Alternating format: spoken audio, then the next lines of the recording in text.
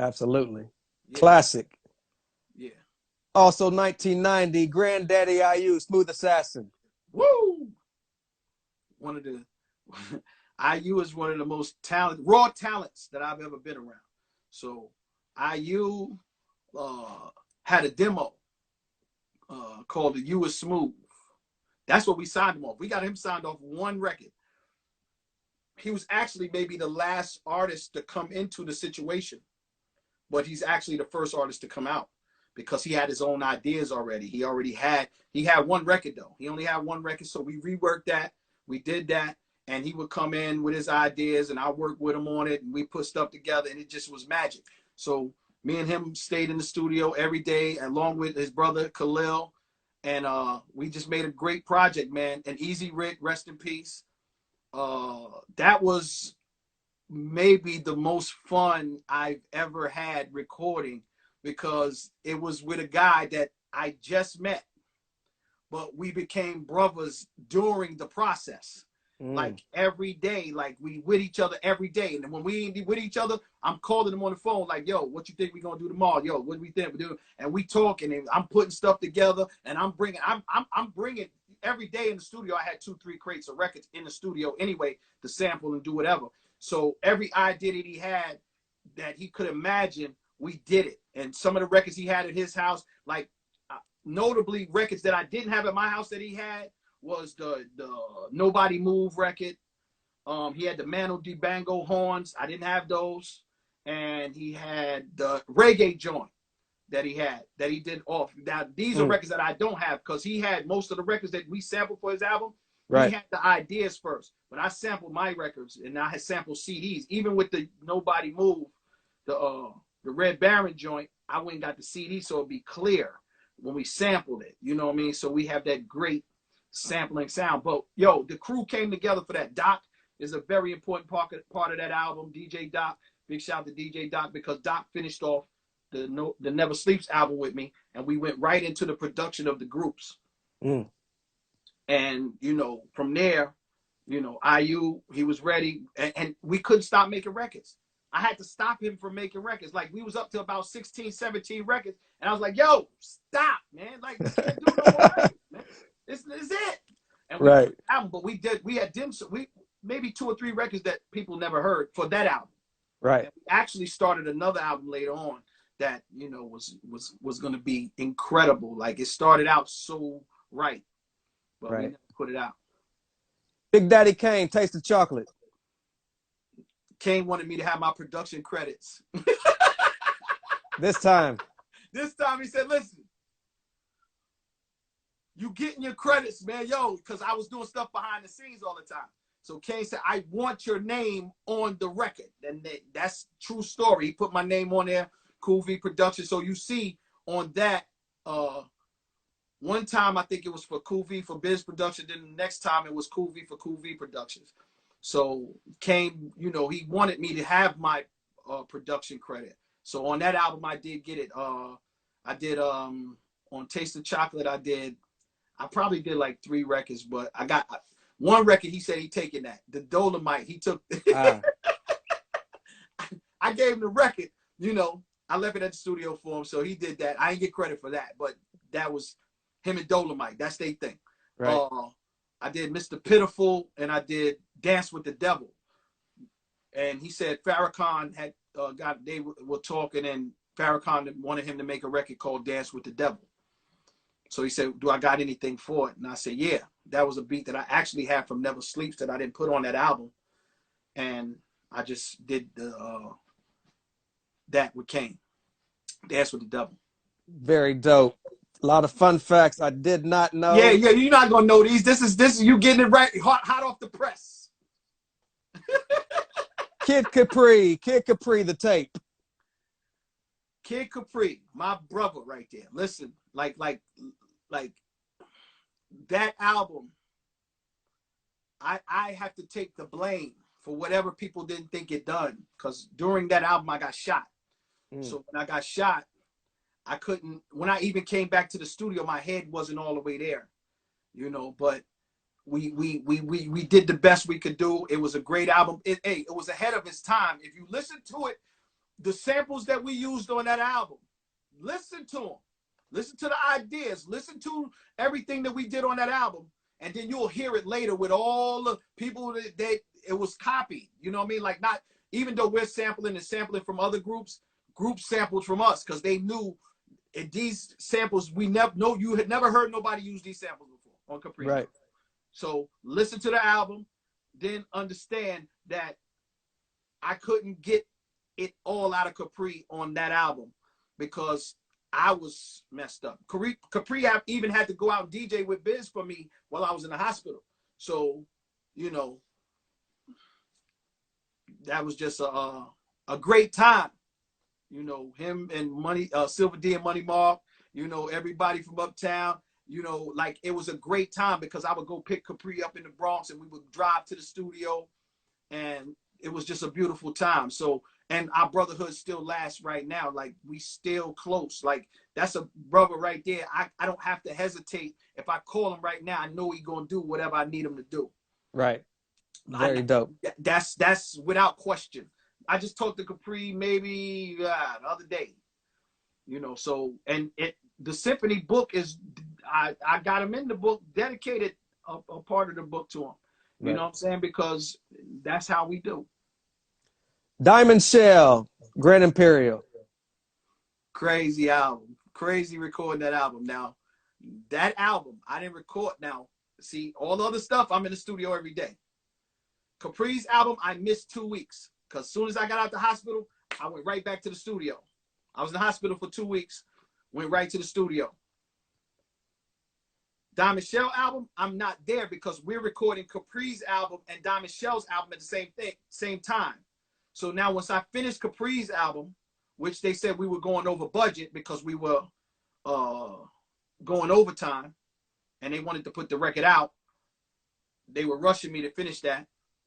Shell's album was Biz and Shell and Diamond J, the artist formerly known as Diamond. Look, DJ Diamond, the artist. Right. That's what he goes by on IG. Yeah. So Diamond J, Biz, and Shell are working on Shell's album in the beginning. When I get it, it's all over the place. Right. So I took the album and I added where I needed to add, and you know, some things I didn't add anything. I just mixed it, you know, the way they had it. And like that was Diamond J scratching on the joint you was playing when we came on air. Okay. So that's what that was. Very interesting. We had a lot of fun recording that album because it was all over the place. Biz would come to the studio some days. Shell would bring in people. I like it was just a crazy time, but we finished it. Now the records that I did solely, I think, was Rock On, Giggles,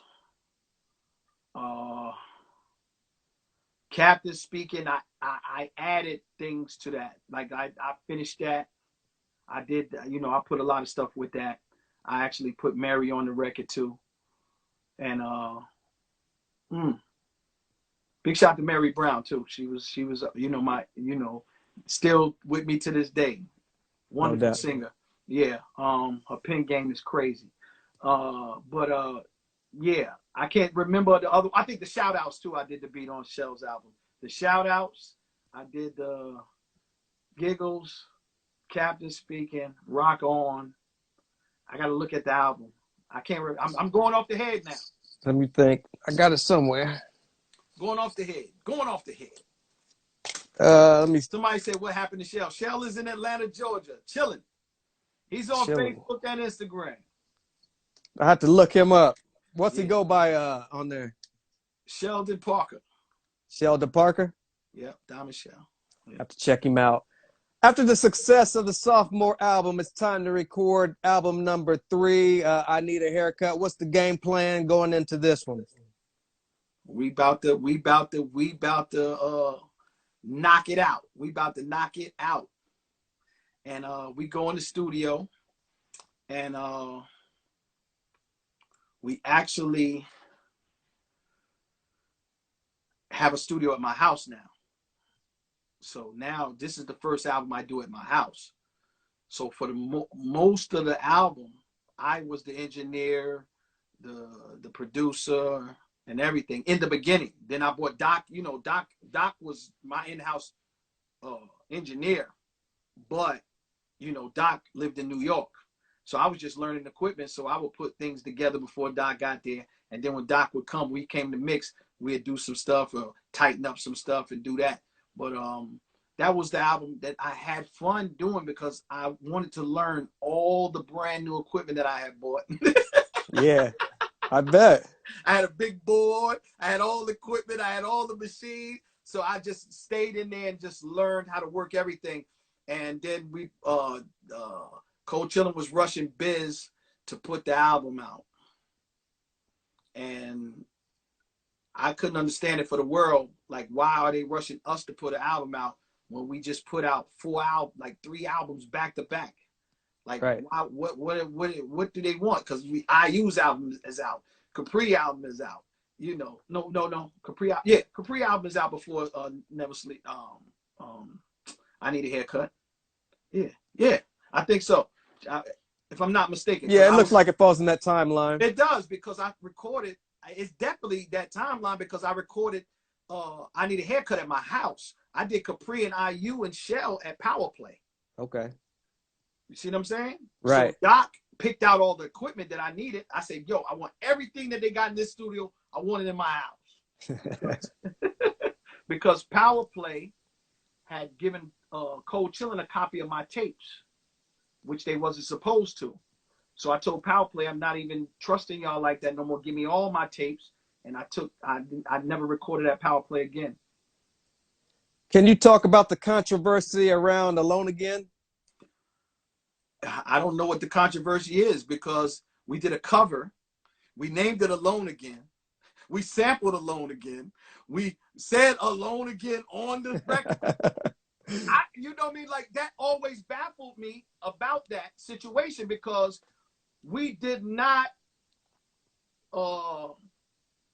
think that it was a problem. Now, record companies in them, they had told the record company to hold up whatever, and Cold Chillin' put the record out anyway. So when they put the record out, they pulled the album off the shelf, had to take the record off of that. Now, mind you, the ill part about that is that's the album I worked the hardest on, and I didn't even finish it because they wanted me to hand the tape in. Now, I never knew we got a deposit for that album. Biz just telling me in 2020, maybe 2019, because I asked him because he had told me we didn't get paid for that album. But Fly Ty told me he did pay Biz for that album. And I'm sitting there like, yo, this is the one I did I've never done that much work on any of them.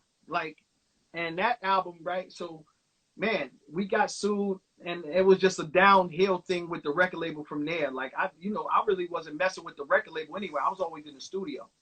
So I would just get my money from Bert Padell, Biz, whatever, and I had left Bert Padell before that. So it was just a crazy time, man. Crazy time. Where did you find yourself during this time? Did you continue working for projects on Cold Chillin', or is this the beginning of the end at Cold Chillin'? That was the beginning of the end for me. I mean, be honest with you, we came with the all samples cleared because we had to get more money. Right. You know what I'm saying? So we came with the all samples cleared. And the funny thing about that album, we just used Get Out My Life Woman about 5 times.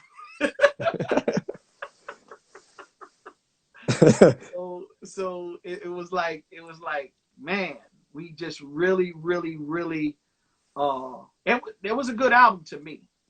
It was a good album to me. It wasn't, I think our best work was yet to come. The 5th album that we never put out. I still have it. I think that was our best work. Puff heard that, and Puff was like, yo, they don't want to sign this? I'll put this out, because we was actually getting ready to go on Epic with the Epic deal. But that fell through before we even gave that album in, because I said I wasn't giving up the album till I got my money this time. Right. So I held that album. I still got that album in my house. What's the plans for that particular project?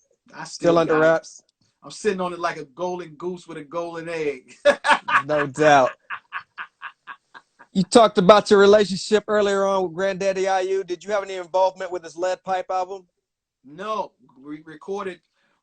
Lead Pipe was totally him. I use, like I said, he's talented. You know what I'm saying? So I never worried about him because he knows where he wants to go. He just needs somebody in the cockpit riding with him. You know what I'm saying? Just in case he start. Right. Listen, I.U, I knew he was going to be all right. He in the studio. I showed him everything I knew. He tell you. You talk to him. He gonna tell you. I showed him everything I knew. Take it. Go. Do what you got to do. And him and my engineer had fell out. So that's why we had stopped recording. So he went and got the money from Ty, and we had released him out of the production deal and everything. So, he went and did Lead Pipe. And you know what I'm saying? And we still was cool after that. We was cool. Like I said, that's my brother. Him and Khalil is two of the coolest motherfuckers I know. Them brothers right there to this day. It ain't an event that I do that Khalil don't support. It ain't a book that I don't put out that he don't pay for. You know what I mean? And he know I'll give him anything I got. He pays for it. He's there and supporting. Every time I release a book, Khalil is there. So DJ KC. So big shout out to them, man. And Easy Rick was a great part of that album too, man. So he's not no longer with us, but he made a lot of things go a different way on that album because of his presence in the studio. Sounded like he was a very, very loyal guy over at Coachillin. Was there any projects in between this time on different labels, different artists that you were involved with that we may not know about? Oh, I did some records for Illegal. Ah. Yeah, I did a record for Illegal. I did a record for Technotronic. I did some what was their name? Man. One of my Conceptions groups out of California. Okay. I did some work on their stuff, so I was doing things, but I was doing a lot of people that was coming up. I was trying to get new talent involved. So I was doing a lot of records. I had an artist called Candy Kane. I did an album on her, not even finished. We never finished the album, but I did a lot of records with her. And I was just, basically selling tracks to people. They would come use my studio, or they need me to do a track. I do the track, sell it. And then, the business wasn't good for me. Like I said, I have no regrets because of these records. I have a career now that people know me. I'm talking to you because of these records. So don't think I'm bitter about the records. Right. The business, I got to blame myself because I just trusted everybody around me, and that don't work. Right.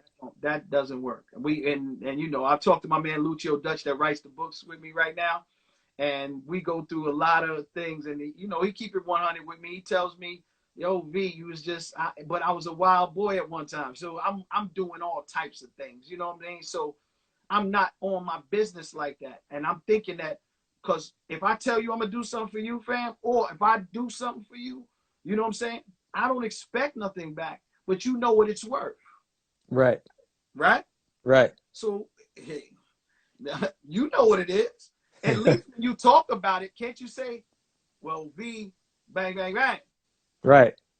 I don't even get that. I don't even get an honorable mention. Well, we're here to give you that honorable mention. I'm not Richard. I'm not Little Richard right now. Be like, I ain't never got nothing. Rest in peace, Richard. Little Richard. Listen. No doubt. I met Little Richard one time. Craziest man. Listen, but I'm not on that. I'm on the young people that's watching me right now. Learn from my mistakes. Do your business. Do your due diligence. That's why I'm talking about these things. I'm not talking about this to disrupt anyone's life. I'm talking about this so that anybody seeing these videos understand that I'm telling you how it went for me. Now, I'm not blaming anybody for not doing anything for me. I don't need nobody to do nothing for me. Never have. You know what I'm saying? I always paved my way. And I said, there's a lot of people that roll with me and behind me and alongside of me, but a lot of them wasn't into music.